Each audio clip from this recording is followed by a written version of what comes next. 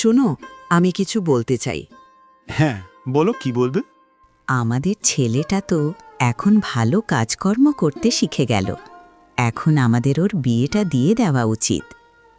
আমার শরীরও তো আগের মতো চলে না। রোজ সকালে রান্না করা, তার জন্যে আবার টিফিন সাজিয়ে দেওয়া, এ তো সব আমি আর সামলাতে পারি না। কোনো সময় তো আমার জন্যে শ্যামলের কাজের দেরি হয়ে যায়, আবার কোনো দিন না খেয়েই চলে যায়।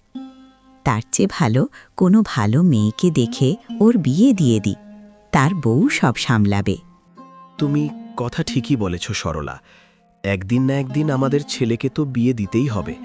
তা না হয়ে 2 দিন আগেই দিয়ে দিই, এতে ক্ষতি কি? ওর বিয়েটা দিতে পারলেই আমাদের ঝামেলাটা দূর হবে।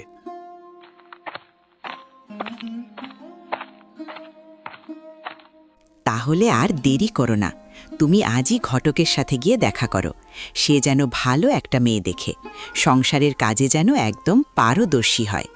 কি মা, কোন মেয়ের কথা বলছো? শ্যামল, তুই চলে এসেছিস বাবা? আমরা তোর বউয়ের কথা বলছি। আমার বউ? কোনটা আবার আমার বউ? তোমার কথা আমি বুঝতে পারলাম না মা। সরল ছেলে আমার, তোর এত বোকামির কারণেই আমার এত চিন্তা হয়। শোন বাবা, তোর বাবা আর আমি মিলে একটা সিদ্ধান্ত নিলাম। একটা ভালো মেয়ে পেলেই তোর বিয়ে দিয়ে দিব। আমাদের দুজনেরই এখন বয়স হয়েছে, কোনোদিন কি হয় তা বলা যায় না। তার উপরে তোর মায়ের একা হাতে সংসার সামলাতে ভীষণ মুশকিল হয়ে উঠেছে, তাই আমরা এই সিদ্ধান্ত নিয়েছি। সবই তো ঠিক আছে, কিন্তু তাই বলে তোমরা আমাকে একবারও জানানো প্রয়োজন মনে করলে না? এমন একটা সিদ্ধান্ত একা একা নিয়ে নিলে, আবার ঘটক ডেকে মেয়ে দেখার কথাও ভাবছ। আমরা কি কোনো অন্যায় করে ফেললাম বাবা? তোর কি বিয়ে দিতে হবে না? আর এখানে আমাদের কি দোষ? আমরা কোনোদিন তোর খারাপ চাই না শ্যামল। খারাপ তো চাও না মা, কিন্তু তবুও আমাকে একবার বলার প্রয়োজন ছিল। আমি এতে রাজি কিনা সেটারও তো একটা ব্যাপার আছে। তুই এসব কি বলছিস শ্যামল? আমি তোর কথার আগামাথা কিছুই খুঁজে পাচ্ছি না।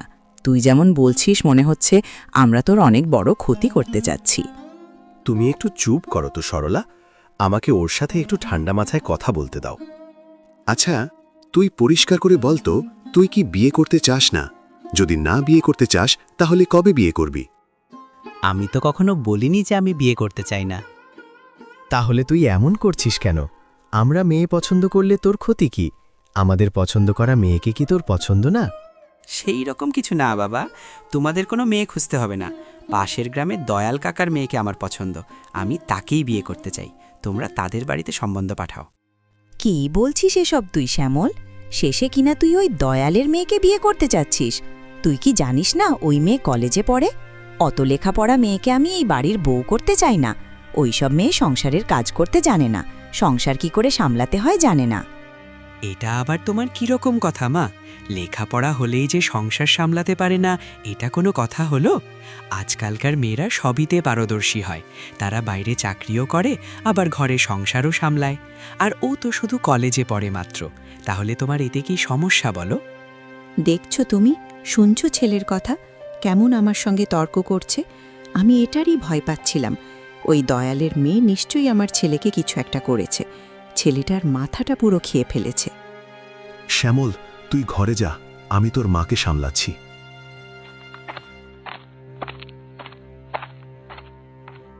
তুমি আবার কি সামলাবে আমাকে? আর ওকে চলে যেতে বললে কেন? তুমি গিয়ে ওকে বোঝাও, ওমন লেখাপড়া মেয়েকে এনে আমি আমার সংসার নষ্ট করতে চাই না। দেখো, আজকালকার ছেলেমেয়েরা আর আগের মতো নেই।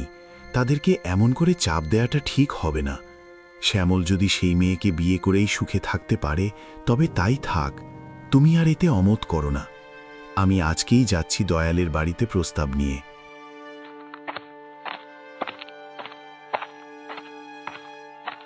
এই মেয়েকে আমি কোনো দিন মন থেকে মেনে নিতে পারবো না। আমার অপছন্দ মেয়ে সারা জীবন অপছন্দই থাকবে।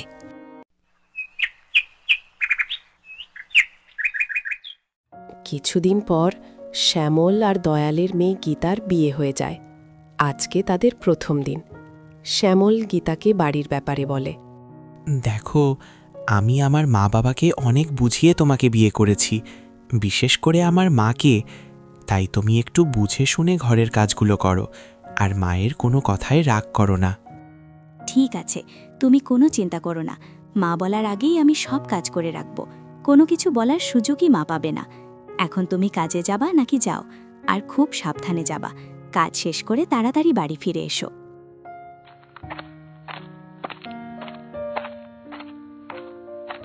এখন আমি যাই, বাড়ির সব কাজ সেরে নিই, তাহলে মা আর কিছু বলতে পারবে না।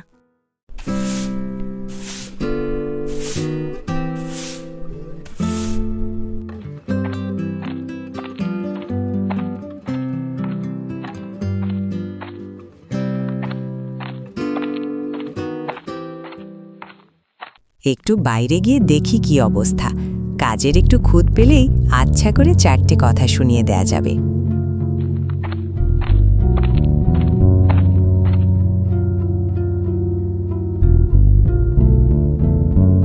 না, সব কাজই তো করে ফেলেছে। কি করে এত কাজ করে কে জানে, কিন্তু কথা না শোনালে তো চলবে না। ছেলেকে বড় মুখ করে বলেছিলাম এসব লেখাপড়া মেয়ে সংসার করতে জানে না। এই কথাটা এখন মিথ্যে হতে দেওয়া যাবে না। ওই তো দরজার সামনে ঝাড়ুটা রেখেছে।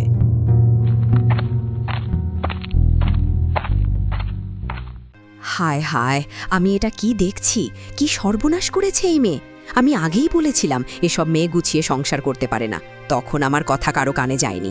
এইভাবেই আমার সংসার তছনছ করে ফেলবে।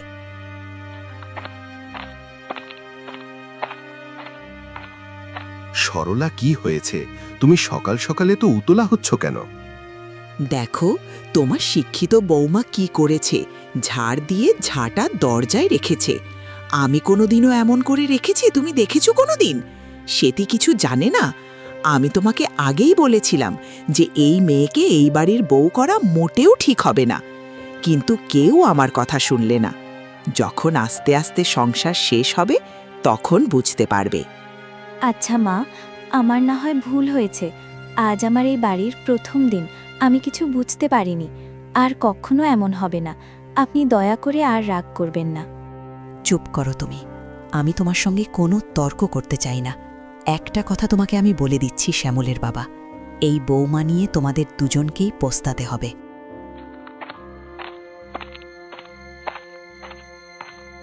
তুমি তোমার মায়ের কথায় মন খারাপ করো না মা।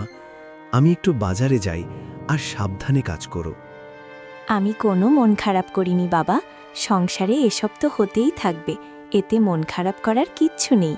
ভুল হবে, তারপরেই তো শিক্ষা হবে। তুমি সাবধানে যাইও বাবা, আর তাড়াতাড়ি বাড়ি ফিরে আসো।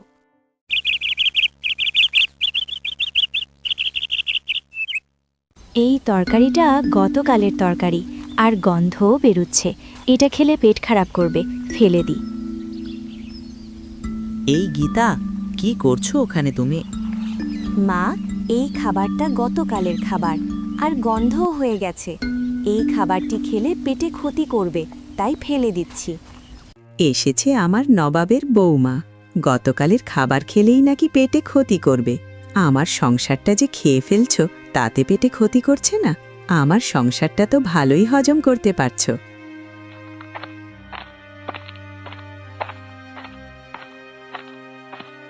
আবার তোমাদের কি হলো সরলা?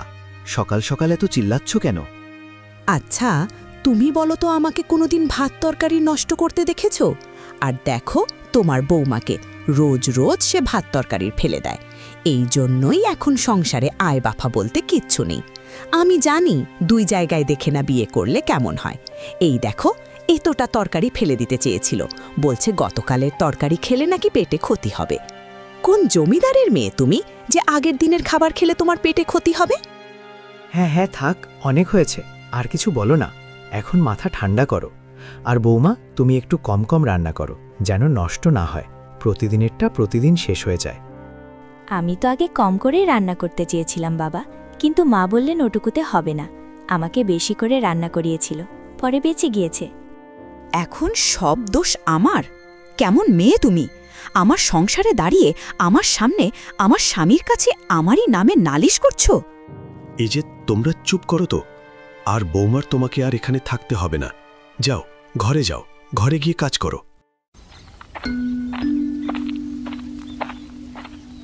মা, গীতাকে নিয়ে আমি একটু মার্কেটে যাচ্ছি। বিয়ের পরে কোনোদিনও তো ওকে কিছু কিনে দেয়া হয়নি, তাই কিছু কিনে দেব। কি, তুই ওকে নিয়ে যাবি মার্কেটে? আমরা যে কোনোদিন মার্কেটে গিয়ে কাপড় কিনিনি, তাতে কি হয়নি? তুই গিয়ে তার জন্য কাপড় আনতে পারবি না? ওকে কি যেতেই হবে? তুই যে আমার ছেলে হয়ে কি করে এমন হতে পারলি, আমি সেটাই চিন্তা করতে পারছি না। ঠিক আছে, আমি তাহলে যাব না। তুমি একা গিয়ে কিনে নিয়ে এসো। তোমার যেটা পছন্দ হবে সেটা আমারও পছন্দ।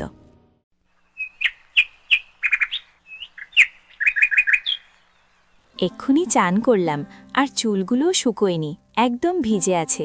বারান্দার রোদে গিয়ে একটু শুকিয়ে নি, না হলে আবার ঠান্ডা জ্বর চলে আসতে পারে।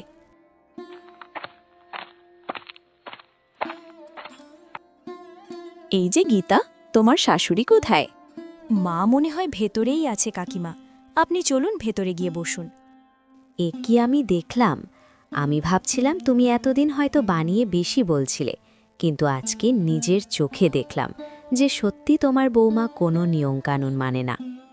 কেন, আবার কি করে বসলো? কি দেখে আসলে তুমি? তোমাকে কি আর বলবো, বাড়িতে ঢুকেই দেখি রৌদ্রে ছেড়ে দিয়ে চুল শুকোচ্ছে। এটা কি রকম অভ্যাস? বাড়ির বউয়ের কি এতটুকু লাজ লজ্জা নাই? বাড়িতে শ্বশুর আছে, পাড়া প্রতিবেশীরা আছে, আর সে কিনা মাথার ঘুমটা সরিয়ে চুল শুকোচ্ছে। এখনকার মেয়েরা কেমন? আমাদের সময় তো মাথার ঘুমটা দূরে থাক, গলার শব্দটাও জোরে হতো না। সেটাই তো, দাঁড়াও তো আগে কিছু বলে আসি।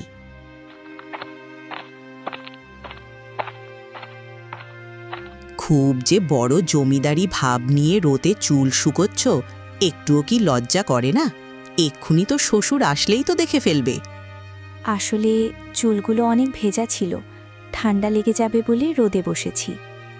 কটা চুল আছে তোমার মাথায় যে তোমাকে ঠান্ডা লেগে যাবে? মাথায় কাপড় দাও বলছি।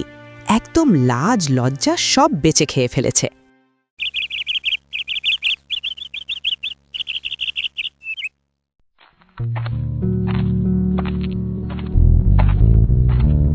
ওহ, আমার শরীরটা আজকে কেন এমন লাগছে? মাথাটাও ঘুরছে।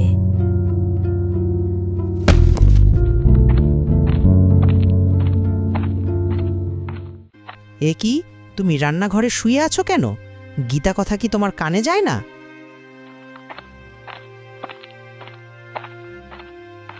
কি হয়েছে মা, তুমি এমন করছো কেন? কি আর হবে, তোর বউয়ের আক্কিল দেখ, এখানেই শুয়ে পড়েছে। কাজে ফাঁকি দেওয়ার কত ধান্দা দেখেছিস? ঘরে শুয়ে থাকলে আমি বুঝতে পারবো বলে এখানেই ঘুমিয়েছে।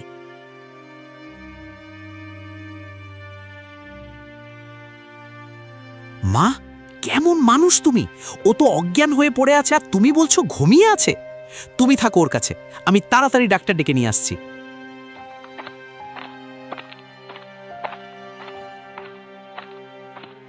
ছেলেটার মাথাটা পুরো গেছে। বউ একটু অজ্ঞান হয়েছে বলে ডাক্তার আনতে হবে? মুখে পানি ছিটা দিলেই তো হয়ে যেত। আপনার জন্য সুখবর, আপনার স্ত্রী গর্ভবতী, কিন্তু অতিরিক্ত কাজের চাপ, শারীরিক দুর্বলতা আর মানসিক চাপে অজ্ঞান হয়ে গিয়েছিল। আমি বর্তমানে কিছু ওষুধ দিয়ে যাচ্ছি, এগুলো খাওয়াবেন আর ওনার দিকে একটু খেয়াল রাখবেন। আমি তাহলে আসি। মা, তুমি তো সবই শুনলে। গীতাকে দিয়ে আর এত কাজ করাবে না, দরকার হলে আমি একটা কাজের লোক রেখে দেব। কি এত বড় কথা? শেষে কিনা তুই আমাদের কাজের লোকের হাতের রান্না খাওয়াবি? কি করে যে তোকে পেটে ধরেছিলাম কেই জানে। এমন কথা শোনার আগে আমার মরণ কেন হলো না? মা, এত সামান্য কথা শুনে তুমি এমন কেন করছো? আমি তো শুধু একটা কাজের লোকের কথাই বলছি, যে তোমাদের প্রতিনিয়ত কাজগুলো করে দিবে। করব না? কাজের লোক কেন লাগবে? আর তোর বউকে দিয়ে এমনও কি কাজ করাই আমি? ঘরের যা টুকটাক কাজ তাই তো করে, এর বেশি তো করে না সে। যখন তোকে আমি পেটে ধরেছিলাম তখন তোর বাবা কটা কাজের লোক রেখে গিয়েছিল? গিয়ে জিজ্ঞেস কর। তাও তো আমরা কত কাজ করতাম। ঢেকিতে চাল কুটে সেটিকে রান্না করতে হতো, কুয়ো থেকে পানি তুলে সেই পানি দিয়ে সব কাজ করতে হতো, দূরে নদীতে গিয়ে সব কাপড় কাচতে হতো। তোর বউকে কি এসব করতে হয়? মা, আমাকে চাকর লাগবে না, আমি নিজেই সব করতে পারবো। আর তুমি মাকে এসব কিছু বলো না। নিজের কাজে যাবা নাকি যাও।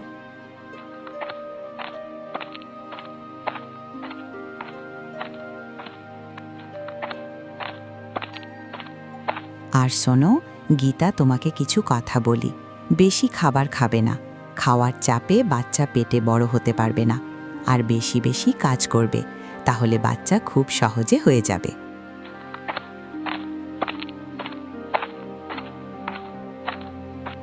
তুমি বৌমাকে এসব কি কথা বলছো গীতা? যা বলেছি ঠিকই বলেছি। তুমি এসবের ভেতরে নাক গলাতে না আসলেই ভালো হয়। দেখো, বেশি বাড়াবাড়িটা কিন্তু ঠিক না। ভালো ছেলে মন্দ হলে তখন কি হবে? কিচ্ছুই হবে না, এটুকুতে কিছু হয় না। আর আমি কি ওর খারাপ চাই? আমি তো ওর ভালোর জন্যই বলেছি।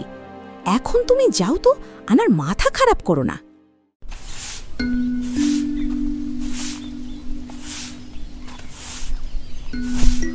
আজকাল অনেক খিদে পায়, একেবারে তো বেশি খেতে পারি না।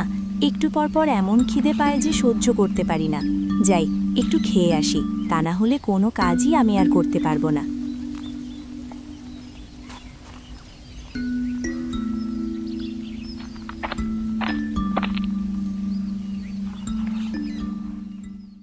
বৌমা, তুমি না এখনই আমাদের সাথেই বসে খেলে, তাহলে এখন কেন খেতে বসেছ? মা, দেখলেন তো, তখন আমি খাবারগুলো খেতে পারলাম না, আর এখন আমার খিদে পেয়েছে, তাই আমি খেতে বসেছি। দেখছি আমার কোনো কথাই তোমার কানে যায় না।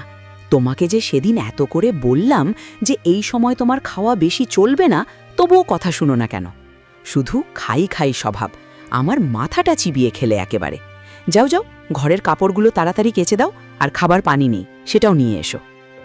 আমি এখনই গিয়ে সব করে দিচ্ছি মা।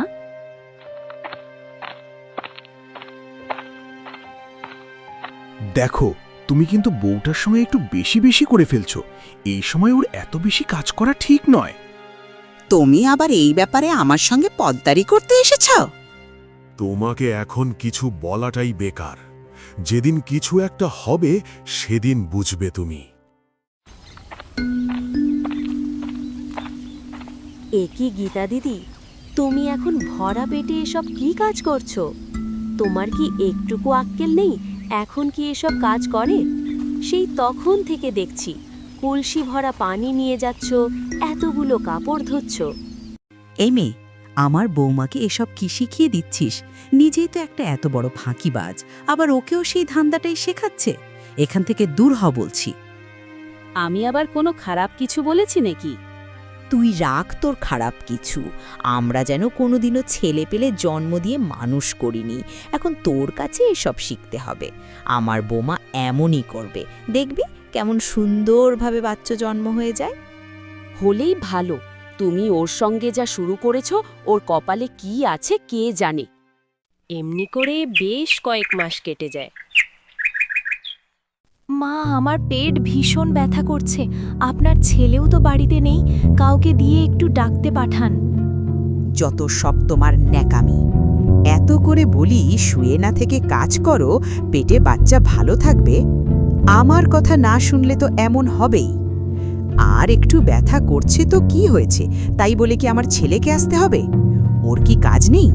তুমি তো বাড়িতে বসে বসে খাও, সে তো আর তা পায় না। এমন একটু ব্যথা করবেই। আই নিয়ে এত নাটক করার কিচ্ছু নেই। বসে না থেকে কাজে হাত দাও, দেখবে ব্যথা ঠিক হয়ে যাবে।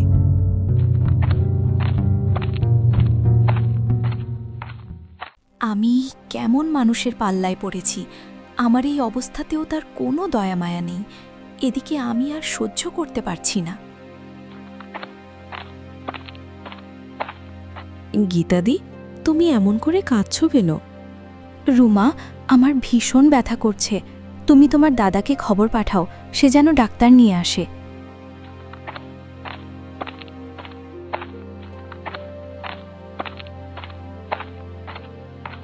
মা, কি হয়েছে গীতার? শুনলাম না কি অসুবিধা? তেমন কিছু না, ওর পেটটা একটু ব্যথা করছে, তাতেই বাড়ি একবারে মাথায় তুলে রেখেছে। তোকে ডাকতে আমি নিষেধ করেছিলাম, কিন্তু তাও দেখ, আমাকে না জানিয়ে তোকে ঠিক খবর পাঠিয়েছে। এমন অভিনয় করে যেন আমরা কিছু জানি না। কিন্তু তুই চিন্তা করিস না বাবা, কাজে চলে যা। না না, তা হয় না। ওর মনে হয় অসুবিধা, ওকে আমি হাসপাতালে নিয়ে যাব। হাসপাতাল? এই বাড়ির বউ যাবে হাসপাতাল? তুই কি হাসপাতালে জন্ম হয়েছিলি? বেশ, তাহলে ডাক্তার বাড়িতে ডেকে আনি।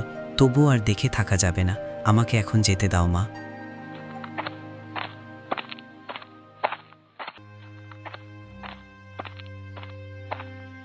শুধু একটুই তো ব্যথা হয়েছিল, তাই বলে একেবারে বাড়ি মাথায় তুলতে হবে, বাড়িতে ডাক্তার ডেকে আনতে হবে, যেন এই প্রথম কারো সন্তান হচ্ছে। মা, তুমি একটু দয়া করে চুপ করবে? তুমি কি একটু চুপ করে থাকতে পারো না? তোমার এত কথা আর সহ্য হয় না আমার। এত বড় কথা? আমার মুখের উপর এত বড় কথা? তোর বাবাকে বলে আজই এই বাড়ি ছেড়ে চলে যাব, থাকবো না আর এই বাড়িতে। আমি সব বুঝে গেছি। তোর বউ আর তুই আমাকে আর ভাত দিতে চাস না, আমার সংসার নষ্ট করে দিতে চাস। আমি তা করতে দিই না বলে আমাকে তোরা সহ্য করতে পারিস না। আমার দু চোখ যেদিকেই যায় আমি চলে যাব, তোরা থাকবি শান্তি করে। দয়া করে আপনারা একটু চুপ করুন। ডাক্তারবাবু, বলুন না আমার স্ত্রী সন্তানের কি অবস্থা, কেমন আছে তারা? আমাকে ক্ষমা করবেন, আপনার স্ত্রীকে খুব কষ্টে বাঁচাতে পারলেও আপনার সন্তানকে বাঁচাতে পারেনি। ওর শরীরের যা অবস্থা ছিল তাতে ওর হাসপাতালের খুব দরকার ছিল। তাতে হয়তো আপনার সন্তান বেঁচে যেতেও পারত, আবার নাও পারত, কারণ বাচ্চা শুরু থেকেই অপুষ্টিতে রয়েছে, সাথে আপনার স্ত্রীও। আর আপনার স্ত্রীর অতিরিক্ত কাজের চাপে আপনার সন্তানের আরও কিছু সমস্যা ছিল, তাই সে আর বেঁচে থাকতে পারেনি। ভবিষ্যতে আপনার স্ত্রীর আর অযত্ন করবেন না, দয়া করে, তা না হলে আর তাকেও বাঁচানো যাবে না। একটু আগেই বলেছিলে না মা যে তুমি এই বাড়ি ছেড়ে চলে যাবে? তোমাকে আর কোথাও যেতে হবে না, আমি নিজেই চলে যাব এই বাড়ি ছেড়ে। তুমি থাকো এই সংসার নিয়ে। তুই কি বলছিস এসব? এখানে আমার দোষটা কোথায়? তোর বউ নিয়মকানুন মেনে চলে না বলে এমন হয়েছে, এখানে তুই আমাকে দোষ কেন দিচ্ছিস? চুপ করো তুমি। তুমি কি ভুলে গিয়েছো যে তুমি তাকে পেট ভরে খেতে দিতে না, তাকে প্রয়োজনের চেয়ে অনেক বেশি কাজ করাতে? আমি একটা কাজের লোক রাখতে চেয়েছিলাম, তুমি তাও রাখতে দাওনি। তোমার জন্য আজ আমি সন্তানহারা, তোমার জন্য আজ আমি সন্তানের মুখ দেখতে পারলাম না। আমি আজই গীতাকে নিয়ে এই বাড়ি, এই সংসার ছেড়ে চলে যাব, থাকবো না আর এই বাড়িতে। না না, এমন কথা বলিস না বাবা। তোরা এই বাড়ি ছেড়ে চলে গেলে আমি কি নিয়ে বাঁচব? তুমি ওকে বোঝাও শ্যামলের বাবা। আমি আর ওকে কেমন করে বোঝাবো? ওর জায়গায় আমি থাকলে ওই একই কাজ করতাম। তাও তো তোমার ছেলে কিছুই বলে না। তোমাকে আমি অনেকবার সাবধান করেছি, কিন্তু তুমি কোনো কথাই শুনোনি। এখন তুমি সামলাও সব।